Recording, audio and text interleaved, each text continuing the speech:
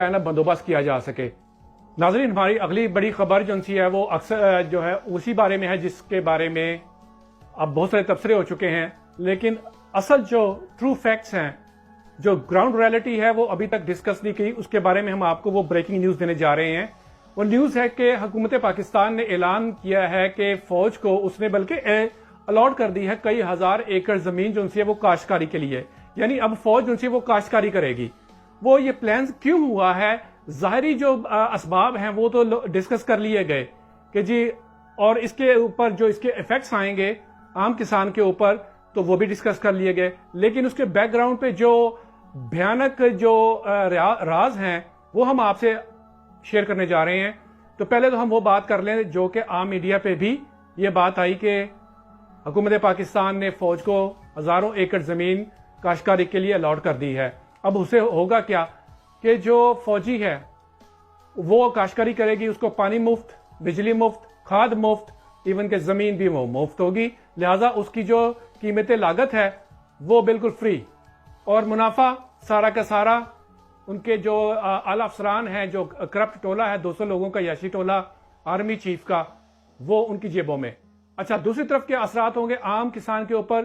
اس کو زمین بھی مفت نہیں، اگر وہ ٹھیکے کی تو ٹھیکہ دینا پڑتا ہے، کھاد مفت نہیں، پانی کا بل دینا پڑتا ہے اور بجلی کا بل دینا پڑتا ہے۔ جب وہ فصل جو سی تیار ہو کر منڈی میں جاتی ہے، اب تو کچھ نہ کچھ تو پیسہ اس کے جیب میں آ جاتا ہے اس کو بیچ کر، لیکن آنے والے وقت میں کیا ہوگا کہ جب یہ فوجی اس زمین پہ کاشتکاری کریں گے تو پہلے تو اس علاقے کے جو کسان ہیں وہ آؤٹ آف بزنس ہوں گے۔ وہ کیسے ہوں گے کہ ان کو جو منافع ہوگا وہ بالکل یہ ان کے جو قیمت لاگت کی وجہ سے وہ ڈوب جائے گا۔ وہ اس قابل ہی نہیں رہیں گے کہ وہ اپنی جو ان کا مقابلہ کر سکیں ان کی قیمت فروخت کا، تو لہٰذا وہ اپنی زمین کو بیچ دیں گے۔ تو وہ زمین جو بیچیں گے کاشتکاری سے ختم کر دیں گے، وہ بھی فوج خرید لے گی۔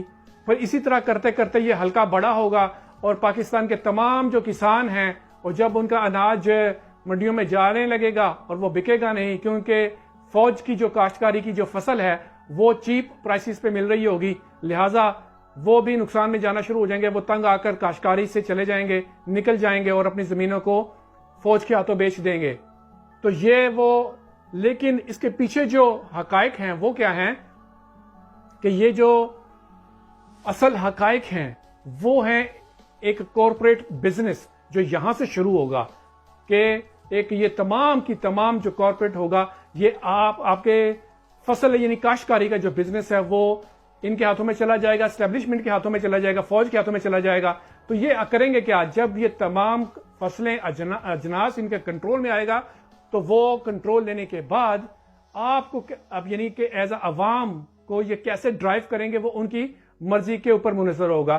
جس کو چاہیں گے، جس کے بارے میں کہیں گے آپ کو ووٹ ڈالنے پڑیں گے، ورنہ آپ کو اناج نہیں ملے گا۔ یہ اناج کی سپلائی روک لیں گے اور پھر آپ کو بھوکا مرنے پہ مجبور کر دیں گے۔ پاکستان میں قحط شروع ہو جائے گا۔ یہ قحط جو ہوتا ہے یہ اس پاکستان کی فوج کے اس گھنونے کھیل کی وجہ سے، یہ کہ کارپوریٹ گیم ہے جس کی وجہ سے شروع ہونے جا رہا ہے۔ یہ جو آئیڈیا یہ امپلیمنٹ کرنے جا رہے ہیں یہ ایکچولی انہوں نے اسرائیل سے لیا ہے، کیونکہ اسرائیل سے یہ جاسوسی کے آلات بھی خریدتے ہیں، ہم نے پچھلی ویڈیو میں بتایا تھا، اور یہ ان کے بیک ڈور رابطے بھی ہیں اسرائیل گورنمنٹ سے، تو انہوں نے اس کو یہ بتایا تھا۔ یہ سیم آئیڈیا انہوں نے انڈیا کو دیا پچھلے سال، لیکن انڈیا کے تمام پورے ملک سے جو کسان ہیں وہ دلی میں آ گئے، انہوں نے دلی کو بند کر دیا، نہ کوئی چیز اندر آ سکی نہ کوئی باہر جا سکی۔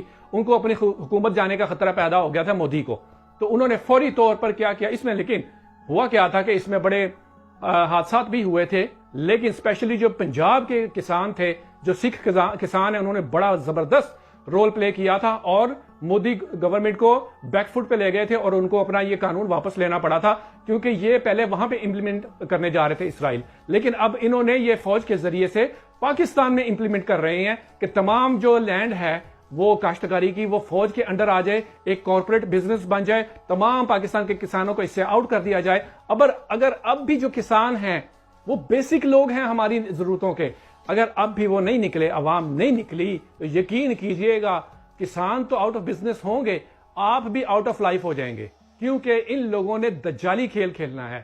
یہ وہ وقت آ رہا ہے سلولی بٹ شورلی کہ یہ ایک دجال کا گیم کھیلنے جا رہے ہیں آپ کے ساتھ. جیسے دجال کے ٹائم پہ ایک کاشتکاری زمین یعنی کہ فصلیں دینا بند ہو جائے گی, یہ مصنوعی طور پر وہ کھیل کھیلنے جا رہے ہیں تاکہ آپ کو اس طرف ڈرائیو کیا جائے جدھر یہ چاہتے ہیں, یعنی غلامی کی طرف. ہمیشہ اگلے 100 سال کی غلامی, بلکہ 75 سال کی نہیں, 100 سال کی غلامی, اس سے بھی پروبلی بیونڈ.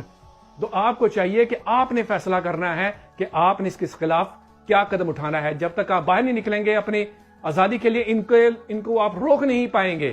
ہماری اگلی خبر یہ ہے کہ D G I S I Nadeem Anjum کی جو ملاقات ہوئی ہے وہ خفیہ طور پر وہ الیکشن کمیشن کے ساتھ ہوئی ہے. وہ انہوں نے اپنے تمام جو الیکشن کمیشن کے جو پرانے لوگ تھے, جو کہ کرپٹ لوگ ہیں, ٹولے ہیں, ان تمام کو انہوں نے بلایا, بٹھایا اس میٹنگ میں اور ان سے مشورہ کیا کہ کیسے دھاندلی کرنی ہے. اب آپ کو ایک اور اس میں بات بتا دیں جو کہ عام عوام کو یا میڈیا کو پتہ نہیں ہے کہ 4 سالے جو پچھلے 4 سال ہیں اس میں جتنے بھی لوگ پاکستان میں فوت ہوئے ہیں, چاہے وہ حادثات میں یا طبعی موت مرے ہیں, ان تمام کا جو ہے شناختی کارڈوں پہ ووٹ ڈالے جائیں گے جعلی.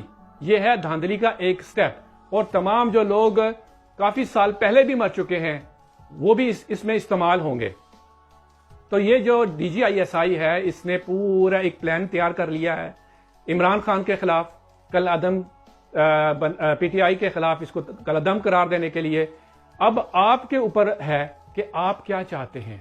آپ عمران خان صاحب کا ساتھ دیں. خان صاحب آپ کو بار بار کہہ رہے ہیں کہ آپ اپنے حق کے لیے نکلیں نکلیں نکلیں, ورنہ یہ آپ کو ہڑپ کر جائے گی آپ کی اسٹیبلشمنٹ.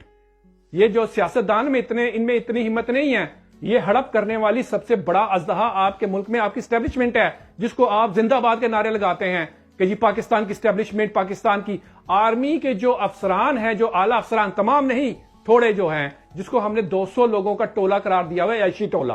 ٹھیک ہے, دوسرے باغی گروپ ہم نے جو اچھے لوگ ہیں اس میں جو جرنیل اعلیٰ افسران ہیں وہ 50% اعلیٰ اچھے لوگ ہیں, مگر یہ جو ٹولہ ہے 200 لوگوں کا کرپٹ ٹولہ, آرمی چیف اور اس کے حواری جو ہیں, وہ آپ کو ہڑپ کر جائیں گے. وہ بہت بڑا اژدہا ہے, وہ ان کو سیاستدانوں کو بھی ہڑپ کر جائیں گے.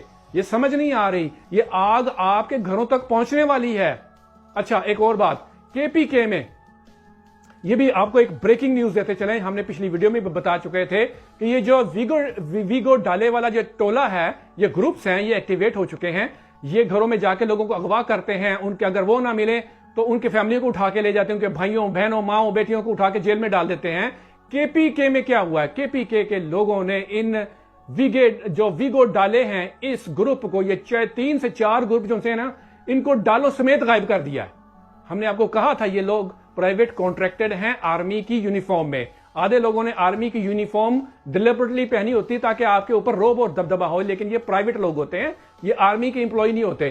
یہ اٹھا کے لوگ آرمی کو دیتے ضرور ہیں, ان سے پیسے لیتے ہیں, مگر یہ آرمی نہیں ہوتے. اب آپ کا ہے کہ پنجاب اور سندھ میں بھی جہاں پہ بھی یہ لوگ آپ کو ویگو ڈالے والے نظر آئیں, آپ ان کو اٹھا کے ماریں, غائب کر دیں آپ. یہی ایک رہتا ہے. اب کیا ہوا کہ پہلے وہ ویگو ڈالے والے ڈراتے تھے, اب کے پی کے والے جو ان سے ہیں وہ ویگو ڈالے والے کے دلوں میں خوف ڈال دیا, اب ادھر کو جاتا ہی نہیں ہے. آپ بھی کوئی 5-10 ڈالے غائب کریں گے نا تو ان کے یہ خود بخود پیچھے ہٹ جائیں گے. اور یہ تمام دھندا جو اغوا کرنے والا ہے, دہشت گردی والا ہے, گھروں میں گھسنا, رات کو ماؤں بہنوں کو دہشت زدہ کرنا, یہ تمام کا تمام رک جائے گا. تو ناظرین, یہ تھی ہماری آج کی زبردست ویڈیو. اس کو شیئر ضرور کیجئے گا, سبسکرائب بھی ضرور کر لیجئے.